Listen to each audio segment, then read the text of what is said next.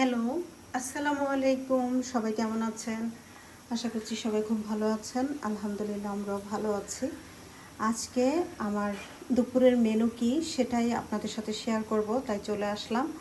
এই যে একদম সাদামাটা খাবার। আজকে আমি খিচুড়ি রান্না করব।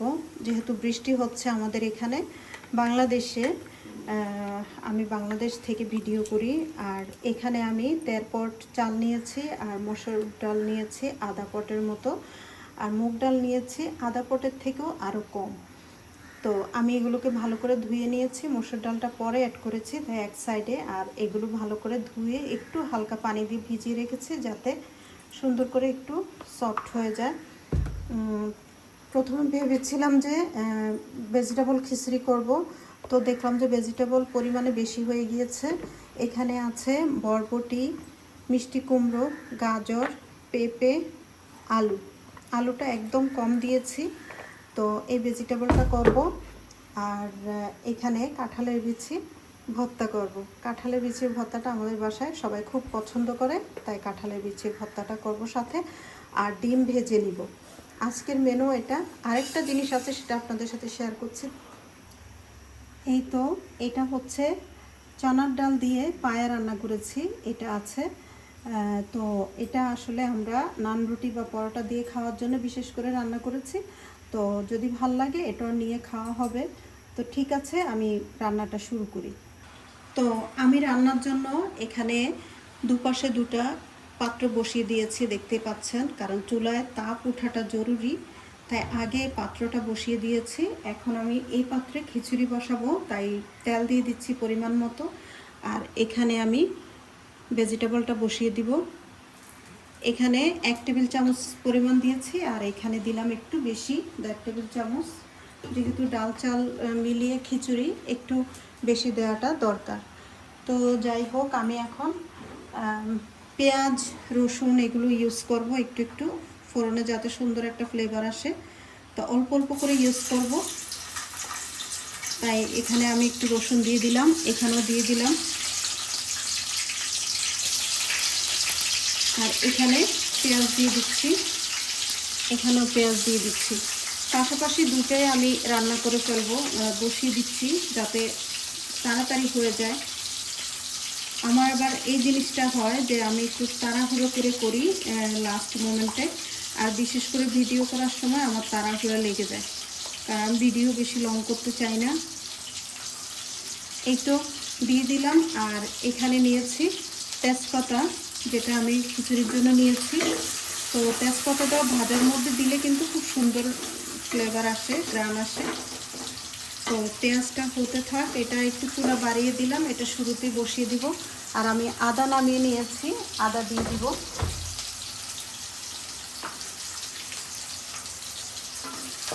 আর এই ভেজিটেবলটাতে আমার শুধু হলুদ, লবণ, কাঁচামরিচ, একটু পেঁয়াজ রসুন লাগে, আর বেশি কিছুই লাগে না।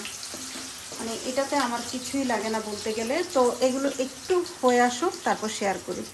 তো এদিকে কিন্তু আমার পেঁয়াজ রসুনটা কালার চলে আসছে, আমি এখানে ভেজিটেবলটা দিয়ে দিই। দিলাম।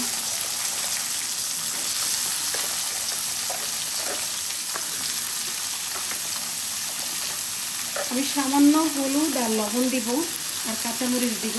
এটা খুবই ভালো লাগে, এই মিক্স ভেজিটেবলটা করে খেয়ে দেখবেন।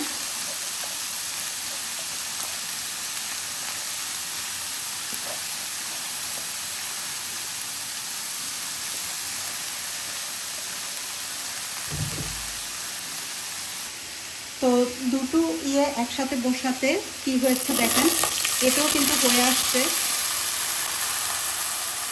তা আমি চালটা দিয়ে ফেলি, সম্পূর্ণ চালটা। তো বাহিরে কিন্তু বৃষ্টি শুরু হয়ে গেছে।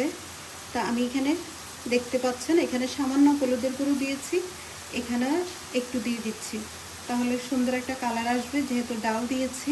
আর এখানে দিয়ে দিচ্ছি লবণ পরিমাণ মতো, লবণ এতটুকু লাগবে। আর এখানেও লবণ দিয়ে দিব, এখানেও 1.5 চামচ দিব, তবে একটু বেশি দিব পরিমাণে।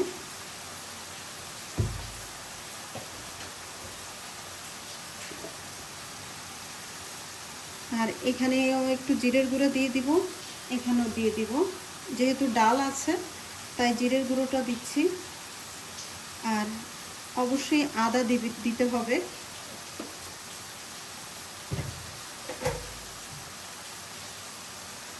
আর এখানে দিয়ে দিলাম বেশ কয়েকটা কাঁচামরিচ।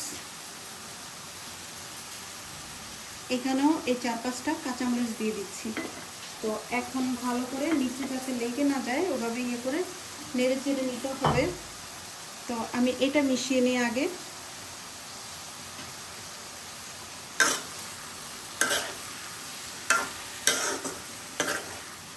একদম নেড়ে চেড়ে মিক্স করে অল্প আছে ঢেকে রান্না করলে এই ভেজিটেবলটা সিদ্ধ হয়ে যাবে। খুব বেশি টাইম লাগে না এটা।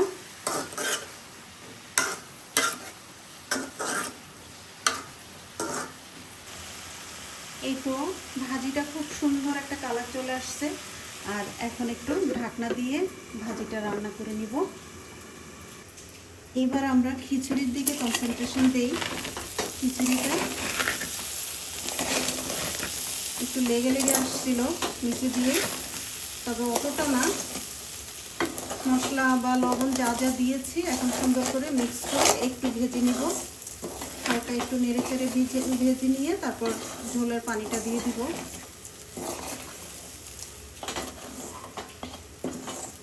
এই খিচুড়িটা কিন্তু চাইলে ভেজিটেবল মিক্স করে নরম করেও খাওয়া যেত, তবে আমার বাসায় এটা চলে না। নরম খিচুড়ি বাবা ছেলে দুজনের একজনও পছন্দ করে না, শুধু আমি পছন্দ করি। তো ঠিক আছে, আর একটু নেড়ে চেড়ে পানি দিয়ে দিব। তো খিচুড়ির ইয়েটা খুব ভালোভাবে ভাজা হয়ে গেছে, আর ভাজার প্রয়োজন নাই।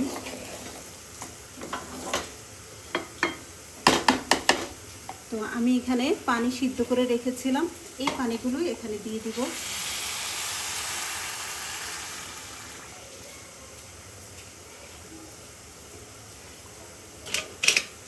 যেহেতু চাল ডাল মিক্স, সিদ্ধ পানি দেওয়াটাই বেটার। চালের পরিমাণ অনুযায়ী আন্দাজ করে দিয়েছি, আশা করি ঠিকঠাক হবে। তো এটা হতে থাক। আমি কিন্তু আদা দিইনি।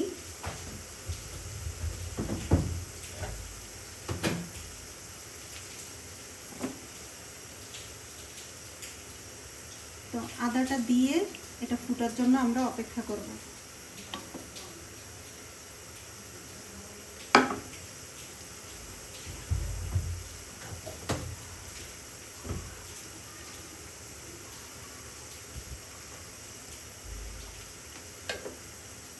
এটা যাতে তাড়াতাড়ি ফুটে আসে তাই আমি একটু এখন ঢেকে দিলাম।